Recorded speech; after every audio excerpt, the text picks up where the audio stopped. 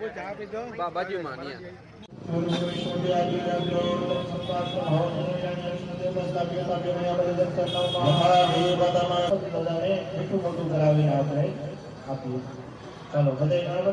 તો એ યજ્ઞનો આપણે પૂર્ણાહુતિ પૂર્ણ ફળ એ યજ્ઞમાં આપણે આપીએ છીએ। આમ તો યજ્ઞ કે પૂર્ણ થતા જ નથી, પણ વિશેષ રૂપે મળે છે।